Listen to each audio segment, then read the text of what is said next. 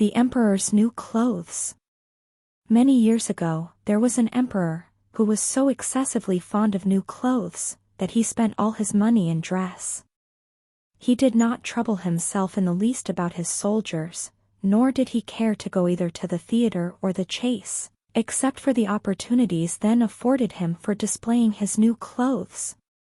He had a different suit for each hour of the day, and as of any other king or emperor, one is accustomed to say, "He is sitting in council," it was always said of him, "The emperor is sitting in his wardrobe."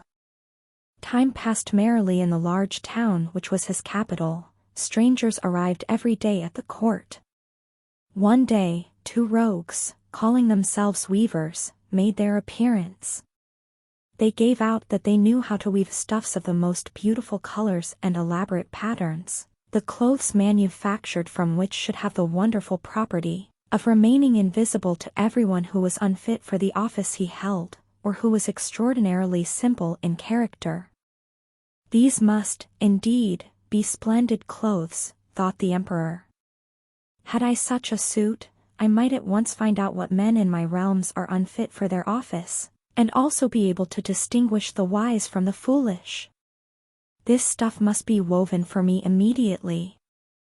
And he caused large sums of money to be given to both the weavers in order that they might begin their work directly. So the 2 pretended weavers set up 2 looms, and affected to work very busily, though in reality they did nothing at all.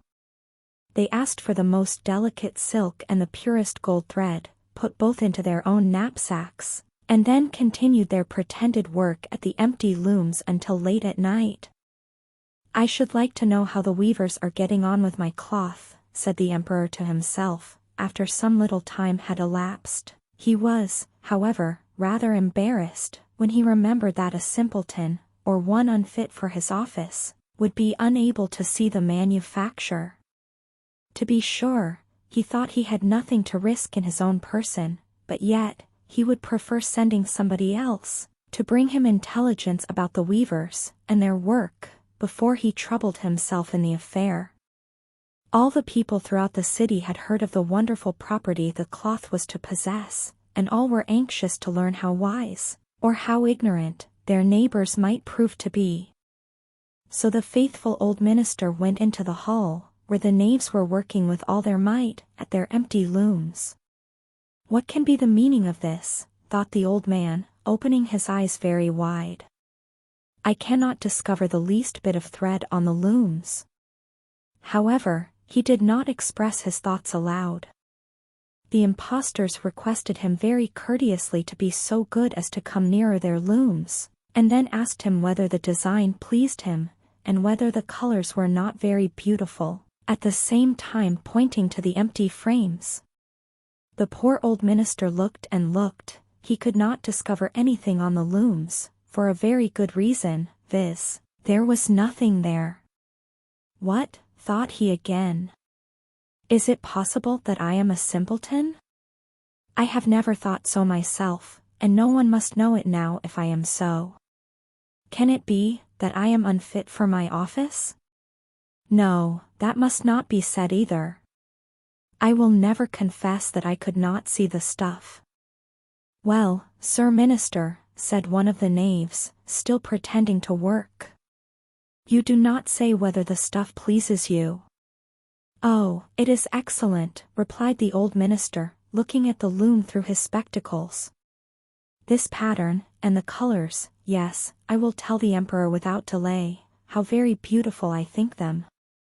"We shall be much obliged to you," said the impostors, and then they named the different colors and described the pattern of the pretended stuff.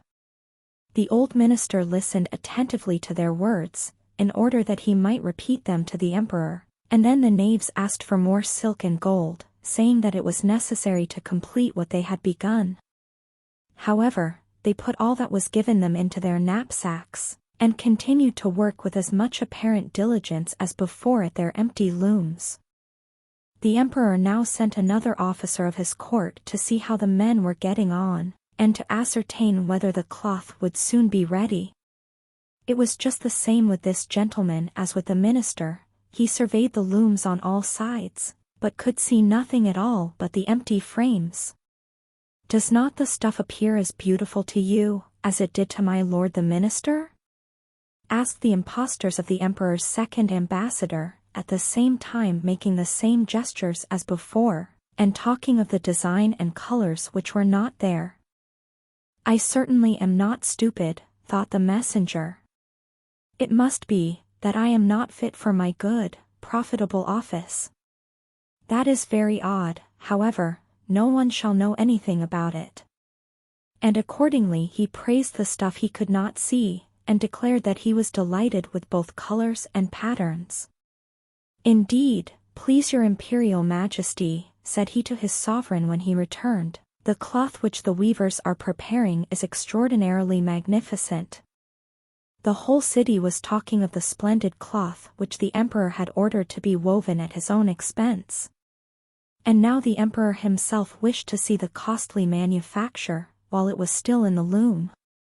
Accompanied by a select number of officers of the court, among whom were the two honest men who had already admired the cloth, he went to the crafty impostors, who, as soon as they were aware of the emperor's approach, went on working more diligently than ever, although they still did not pass a single thread through the looms.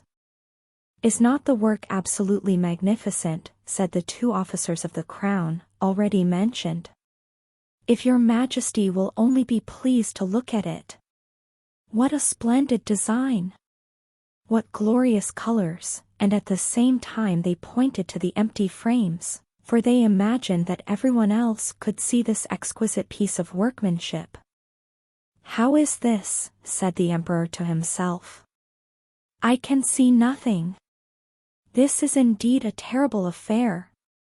Am I a simpleton, or am I unfit to be an emperor? That would be the worst thing that could happen. Oh! The cloth is charming, said he, aloud. It has my complete approbation.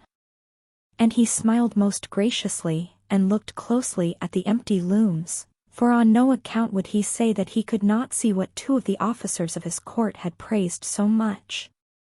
All his retinue now strained their eyes, hoping to discover something on the looms, but they could see no more than the others. Nevertheless, they all exclaimed, "Oh, how beautiful!" and advised his majesty to have some new clothes made from this splendid material, for the approaching procession. Magnificent! Charming! Excellent! Resounded on all sides, and everyone was uncommonly gay. The emperor shared in the general satisfaction, and presented the impostors with the riband of an order of knighthood, to be worn in their buttonholes, and the title of gentlemen weavers. The rogues sat up the whole of the night before the day on which the procession was to take place, and had 16 lights burning, so that everyone might see how anxious they were to finish the emperor's new suit.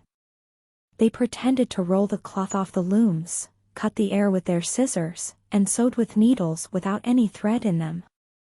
See, cried they, at last. The emperor's new clothes are ready. And now the emperor, with all the grandees of his court, came to the weavers, and the rogues raised their arms, as if in the act of holding something up, saying, "Here are your majesty's trousers. Here is the scarf. Here is the mantle. The whole suit is as light as a cobweb, one might fancy one has nothing at all on, when dressed in it. That, however, is the great virtue of this delicate cloth." Yes, indeed, said all the courtiers, although not one of them could see anything of this exquisite manufacture.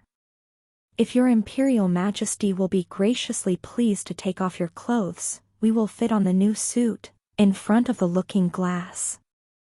The emperor was accordingly undressed, and the rogues pretended to array him in his new suit, the emperor turning round, from side to side, before the looking-glass. How splendid his majesty looks in his new clothes, and how well they fit, everyone cried out. What a design! What colors! These are indeed royal robes. The canopy which is to be borne over your majesty, in the procession, is waiting, announced the chief master of the ceremonies. I am quite ready, answered the emperor. "Do my new clothes fit well?" asked he, turning himself round again before the looking-glass, in order that he might appear to be examining his handsome suit. The lords of the bedchamber, who were to carry his Majesty's train, felt about on the ground, as if they were lifting up the ends of the mantle, and pretended to be carrying something, for they would by no means betray anything like simplicity or unfitness for their office. So now the emperor walked under his high canopy in the midst of the procession, through the streets of his capital, and all the people standing by, and those at the windows, cried out, "Oh, how beautiful are our emperor's new clothes! What a magnificent train there is to the mantle, and how gracefully the scarf hangs!" In short, no one would allow that he could not see these much admired clothes, because, in doing so, he would have declared himself either a simpleton or unfit for his office. Certainly, none of the emperor's various suits had ever made so great an impression as these invisible ones. "But the emperor has nothing at all on," said a little child. "Listen to the voice of innocence," exclaimed his father, and what the child had said was whispered from one to another. "But he has nothing at all on," at last cried out all the people. The emperor was vexed, for he knew that the people were right, but he thought the procession must go on now. And the lords of the bedchamber took greater pains than ever to appear holding up a train, although, in reality, there was no train to hold.